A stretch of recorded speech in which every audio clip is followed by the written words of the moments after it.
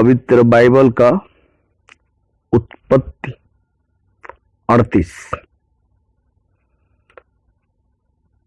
जिसमें 30 वचन है।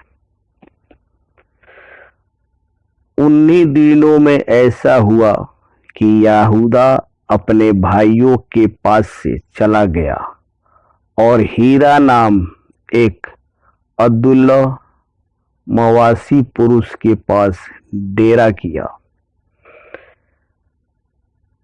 वहां यहूदा ने सुवा नाम एक कनानी पुरुष की बेटी को देखा और उसको ब्याह कर उसके पास गया। वह गर्भवती हुई और उसके एक पुत्र उत्पन्न हुआ और यहूदा ने उसका नाम एर रखा। और वह फिर गर्भवती हुई और उसके एक पुत्र उत्पन्न हुआ और उसका नाम ओनान रखा। फिर उसके एक और पुत्र उत्पन्न हुआ और उसका नाम सेला रखा गया। और जिस समय उसका जन्म हुआ उस समय यहूदा कजीब में रहता था। और यहूदा ने तमार नाम एक स्त्री से अपने जेठे एर का विवाह कर दिया। परंतु यहूदा का वह जेठा एर यहोवा के लेखे में दुष्ट था, इसलिए यहोवा ने उसको मार डाला। जब यहूदा ने ओनान से कहा, अपनी भौजाई के पास जा और उसके साथ देवर का धर्म पूरा करके अपने भाई के लिए संतान उत्पन्न कर।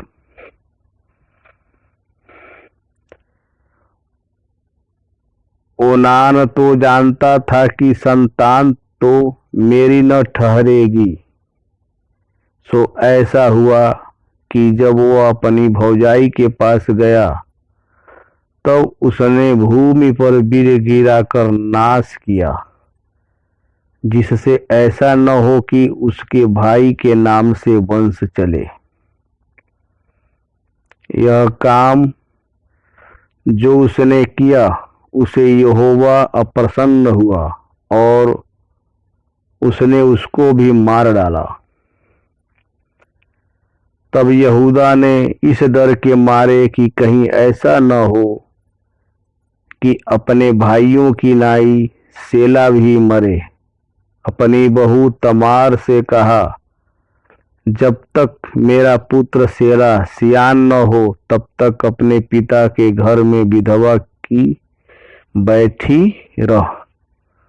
सो तमार अपने पिता के घर में जाकर रहने लगी। बहुत समय बीतने पर यहूदा की पत्नी जो सुवा की बेटी थी सो मर गई। फिर यहूदा शोक से छुटकर अपने मित्र हीरा अदुल्लामवासी समेत अपनी भेड़ बकरियों का ऊन कतरने के लिए तिम्ना को गया।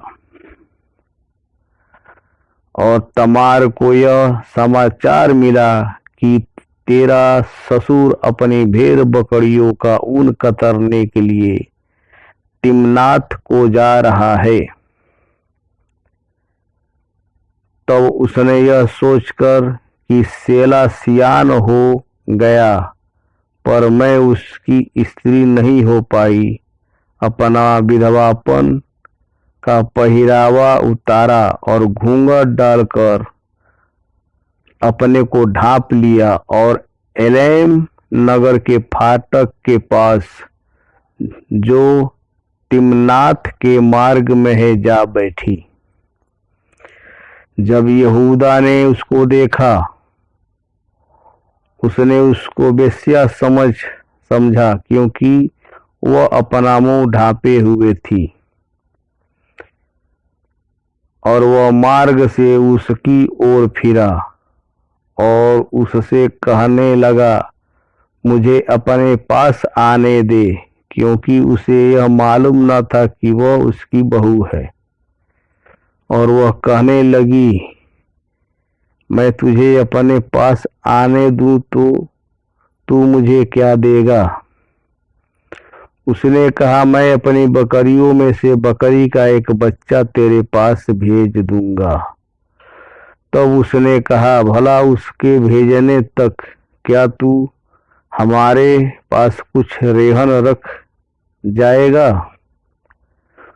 उसने पूछा, मैं तेरे पास क्या रेहन रखूं? उसने कहा, अपनी मुहर और बाजूबंद और अपने हाथ की छड़ी। तब उसने उसको वे वस्तुएं दे दी और वे उसके पास गया और वह उससे गर्भवती हुई। तब वह उठकर चली गई और अपना घूंघट उतार के अपना विधवापन का पहरावा फिर पहन लिया।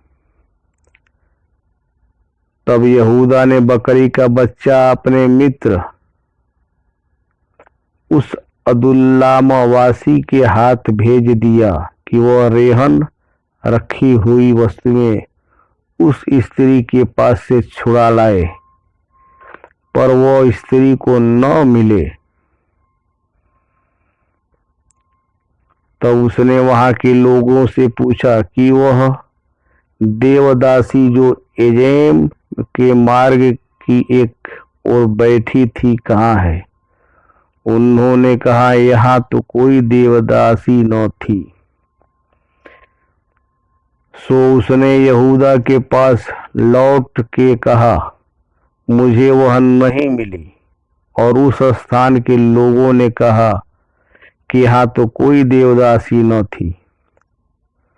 तब यहूदा ने कहा, अच्छा, वह बंधक उसके पास रहने दे, नहीं तो हम लोग तुच्छ गिने जाएंगे। देख, मैंने बकरी का यह बच्चा भेज दिया, पर वह तुझे नहीं मिली।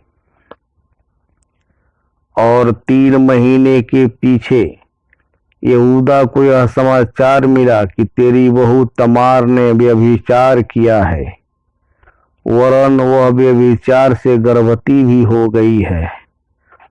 तब यहूदा ने कहा, उसको बाहर ले आओ कि वह जलाई जाए। तब उसे बाहर निकाल रहे थे, तब उसने अपने ससुर के पास यह कहला भेजा कि जिस पुरुष की ये वस्तुएं हैं उसी की से मैं गर्भवती हुई हूँ। फिर उसने यह भी कहलवाया कि पहचान तो सही कि यह मुहर और बाजूबंद और छड़ी किसकी है।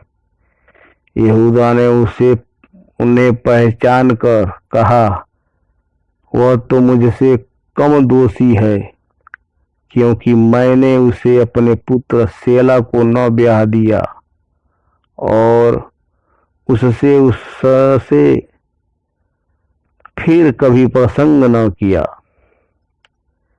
जब उसके जनने का समय आया, तब यह जान पड़ा कि उसके गर्भ में जुड़वा बच्चे हैं। और जब वह जनने लगी, तब एक बालक ने अपना हाथ बढ़ाया और धाय ने लाल सूत लेकर उसके हाथ में यह कहते हुए बांध दिया कि यह पहले उत्पन्न हुआ। जब उसने हाथ समेट लिया, तब उसका भाई उत्पन्न हो गया। तब उस धाय ने कहा, तू क्यों बरबस निकल आया है?